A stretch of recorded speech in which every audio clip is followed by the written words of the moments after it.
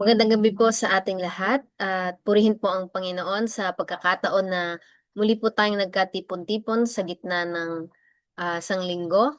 At ito po ay paalala po sa atin na kahit gaano po tayo kabisi o kapagod o tayo man ay dumadaan po sa mga pagsubok, ay patuloy po tayong inaanyayahan ng ating Panginoon na lumapit sa Kanya. At sa gabi pong ito ay ating pong pag-aaralan ang book na prayer na isinulat po ni Sister White at akin pong ibabahagi sa inyo ang summary ng chapter 1. So ito po ay may pamagat na God invites us to pray. So tayo po ay inaanyayahan ng Diyos na manalangin. So bakit po kaya? So atin po munang alamin kung ano ang prayer. Sabi po dito sa prayer 3.2, prayer is the channel of communication between our souls and God. God speaks to us through His Word, and we respond to Him through our prayers, and He always listens to us. So ito po yung channel of communication natin sa ating manlilikha. Ang Diyos po ay nakikipag-usap sa atin sa pamamagitan po ng kanyang mga salita, ng kanyang sa kanya pong Bible, kung saan ay binibigyan niya po tayo ng guidance, ng comfort, at gayon din po ng encouragement. At tayo naman po ay nagre-respond sa kanya sa pamamagitan po ng prayer o panalangin. So dito po natin sinasabi lahat ng pangangailangan natin sa araw-araw. Yung ganun din po yung ating mga struggle sa buhay, yung ating mga takot, yung ating mga pangamba, at gayon din yung mga bagay na ipinagpapasalamat po natin sa Kanya. At sabi nga dyan na ang Panginoon ay lagi pong nakikinig sa atin. So nawa po sa gabing ito ay makita po natin yung kahalagahan ng panalangin. Linked with God through prayer. It is a wonderful thing that we can pray effectually, that unworthy, erring mortals possess the power of offering their request to God. Feeble, sinful man has the privilege of speaking to his Master. So, ang panalangin po ay nag-uugnay sa atin sa Diyos.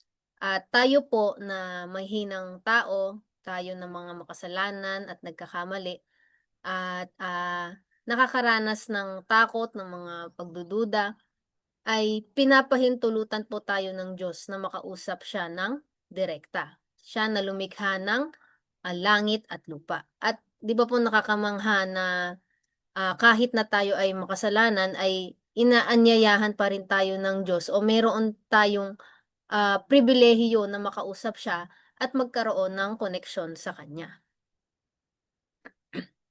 Our silent prayers are heard. We may commune with God in our hearts. We may walk in companionship with Christ. When engaged in our daily labor, we may breathe out our heart's desire, inaudible to any human ear.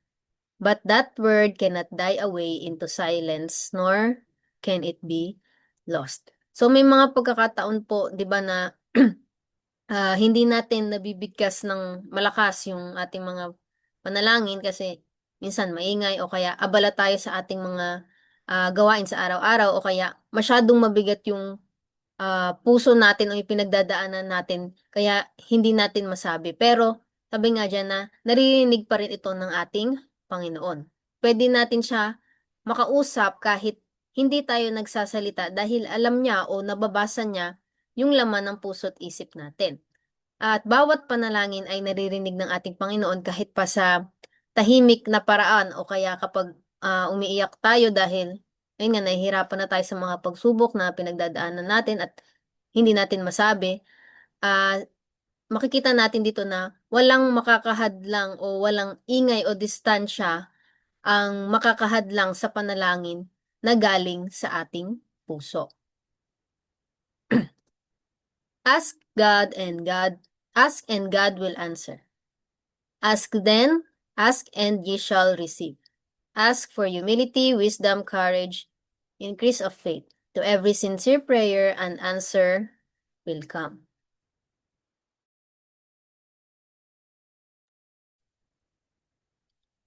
So, sinasabi po dyan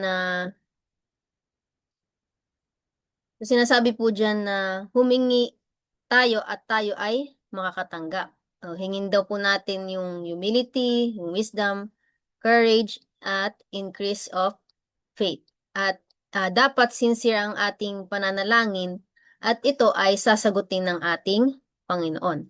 At tandaan din po natin na sasagutin ng Panginoon ang ating mga panalangin pero hindi po laging sa paraan na gusto o inaasahan natin at hindi rin sa oras o panahon na gusto natin. Pero makakaasa po tayo na ang sagot ng Panginoon ay palaging para sa ikakabuti natin. Jesus invites us to pray and tell Him all our needs. Come unto me is His invitation. Whatever your anxieties and trials, spread out your case before the Lord. So personal po tayo na iniimbitahan ng ating Panginoon na manalangin. Sabi niya ay lumapit kayo sa akin, kayong lahat na napapagod at nabibigatan, at ako'y magpapahinga sa inyo.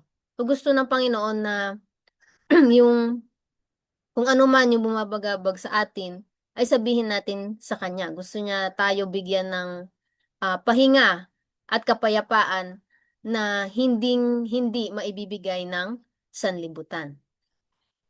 We may bring Him our little cares and perplexities, as well as our greater troubles. Whatever arises to disturb or distress us, we should take it to the Lord in prayer. Nais po ng Diyos na ikwento natin ang lahat-lahat sa Kanya. Maliit man po o malaking problema man yan, physical man o spiritual na pangailangan, lahat po ng ating alalahanin, lahat po ng ating takot, kahinaan at mga pangamba ay gusto niya pong sabihin natin sa Kanya. So dapat po na ituring natin na best friend o pinakamalapit o pinakamatalik na kaibigan ng ating Panginoon kung saan sasabihin natin ang lahat sa Kanya. Our prayers never burden or weary God. Keep your wants, your joys, your sorrows, your cares, and your fears before God. You cannot burden Him, you cannot weary Him. He who numbers the hairs of your head is not indifferent to the wants of His children. The Lord is very pitiful and of tender mercy. So gusto ng Panginoon na sabihin natin ang lahat sa Kanya dahil hindi siya napapagod na pakinggan yung ating mga daing, yung ating mga panalangin dahil meron siyang pakialam sa atin. Kaya dapat po na i-appreciate o maging grateful po tayo sa pribilehiyong ibinigay na ito sa atin ng ating Panginoon dahil ang kaaway po ay laging gumagawa ng paraan para mapigilan tayong manalangin dahil alam niya na itong pananalangin yung magpapanatili sa atin na maging malapit sa ating Panginoon. At syempre kapag mas malapit tayo sa Panginoon, mas magiging malakas tayo. The secret of spiritual power. Prayer is the breath of the soul. It is the secret of spiritual power. Neglect the exercise of prayer or engage in prayers spasmodically now and then as seems convenient, and you lose your hold on God. The spiritual faculties lose their vitality, the religious experience lacks health and vigor. So, ang pananalangin po ay kinakailangan sa ating spiritual na buhay. So, ito yung sikreto ng spiritual power. So, hindi po ito, kumbaga, optional lang dahil kung paanong kailangan po ng katawan natin ang hangin para mabuhay, ang ating kaluluwa po ay kinakailangan ang panalangin para ating pong malampasan yung mga pagsubok sa ating buhay. Pag walang panalangin, yung pananampalataya po natin ay manghihina at magiging tuyot po yung ating spiritual life. Dahil humihina na po yung connection natin sa Diyos na siya pong pinagmumula ng ating kalakasan. Sabi po dito sa prayer 3.3, we have come to serious times. Events in our world call upon every follower of Christ to be totally in earnest in our relationship with God. to strengthen this relationship and satisfy our emotional and spiritual needs, we must learn the power of prayer. We must plead with the Lord, like the disciples of old saying, Lord, teach us to pray. So tayo po ay nabubuhay sa panahon kung saan napakarami na pong nangyayaring hindi maganda sa ating paligid. At tayo po na mga tagasunod ni Kristo ay tinatawagan na magkaroon po tayo ng mas malalim pa na pakikipag-ugnayan sa ating Panginoon at magpalakasan po tayo sa pamamagitan po ng panalangin upang hindi po tayo madaig ng kaaway at manatili po tayong tapat sa kabila po ng mga pagsubok na ating pagdadaanan.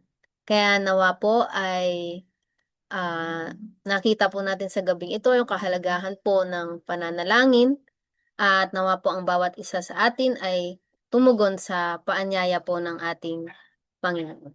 Muli po magandang gabi at pagpalain po tayong lahat.